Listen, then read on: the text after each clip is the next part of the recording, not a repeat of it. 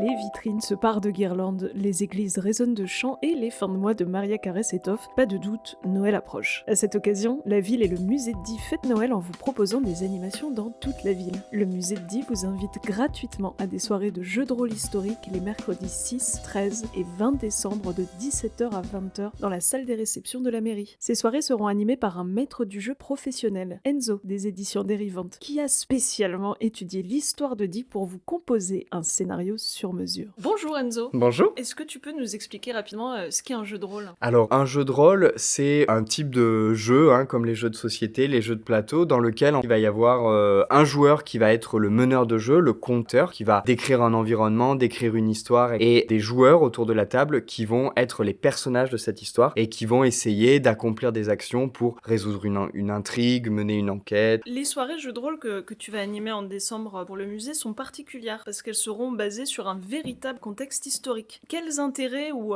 quels avantages tu vois à créer ou à participer même à un jeu de rôle historique ? Du coup, là, l'idée, c'était de découvrir Die d'une autre manière, d'une manière un petit peu plus ludique, découvrir l'histoire de Die et particulièrement l'époque romaine, mais en étant plongé dans cette époque-là, en étant des citoyens romains ou des vocances, les gens qui peuplaient le territoire diois à cette époque-là. Quelle période historique de l'histoire de Die tu as choisi ? En fait, en partenariat avec le musée aussi pour écouter un peu ce qu'ils avaient envie de mettre en avant au regard des collections qu'on peut trouver dans le musée. On a choisi la période de l'époque romaine, aux alentours de l'an 100, le 2e siècle après Jésus-Christ. Et c'est vraiment une période où il y a beaucoup de changements, culturellement, religieusement, politiquement, militairement aussi. Et donc pour moi, c'était intéressant de plonger les gens dans cette période de bouillonnement. Est-ce que tu peux déjà nous faire un petit résumé de l'aventure qui attend les participants ? Sans en dire trop, pour laisser la surprise à celles et ceux qui vont s'inscrire au parti, l'idée c'est les joueurs vont incarner des pérégrins, et les pérégrins ils sont entre les esclaves et les vrais citoyens romains. En gros, Rome conquiert des territoires, elle dit vous êtes des citoyens, mais quand même vous n'êtes pas des vrais citoyens romains, faut pas pousser. Et donc un pérégrin, il a deux solutions pour obtenir la citoyenneté romaine, soit s'engager dans la Légion pendant 25 ans, soit rendre service à Rome. Et ça c'est suffisamment vague pour laisser la place à plein d'aventures, et c'est là-dedans qu'on va jouer dans une période où en fait il y a pas mal de changements puisque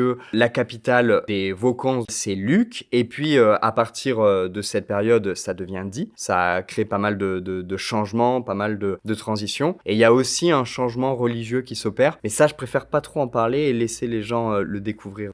Voilà. Que de suspense. Comment est-ce que tu t'y prends justement pour créer, pour composer la trame de ton scénario et de ces soirées jeux de rôle ? Un scénario de jeu de rôle, il est dépendant à la fois de l'univers dans lequel on veut plonger les joueurs, mais aussi du système de jeu qu'on va utiliser. Là, l'idée d'un scénario de jeu de rôle historique, c'est tout naturellement de partir de l'histoire, mais l'idée, c'est quand même, on reprend les codes du récit, c'est-à-dire situation initiale, élément déclencheur, péripéties, et si tout se passe bien, élément de résolution, et puis situation finale. Ça, c'est ce qu'on apprend au collège. Après, là, dans un jeu de rôle historique, l'idée, c'est vraiment de s'appuyer sur des micro-événements et aussi, j'avoue, sur des flous historiques de l'époque pour essayer de venir compléter en disant « et si ?» Parce que c'est un peu ça l'histoire, c'est se dire « et si il s'était passé ça, comment des habitants de l'époque que vous incarnez auraient réagi ?» À qui exactement s'adressent ces jeux de rôle ? À quel public ? Moi, j'estime que du jeu de rôle comme ça, au format classique, ça s'adresse à partir de 12 ans. Après, l'idée là, c'est de proposer 3 soirées thématiques et donc de proposer des soirées qui s'adressent plutôt à un public familial, des débutants en fait qui vont découvrir le jeu de rôle au travers de ces soirées,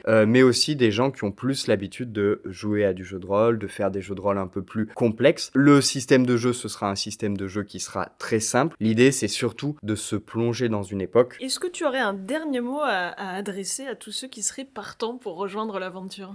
Engagez-vous, comme ils disent, je crois, dans Astérix. En tout cas, moi, ça m'a passionné. Pour toutes celles et ceux que ça intéresse, foncez.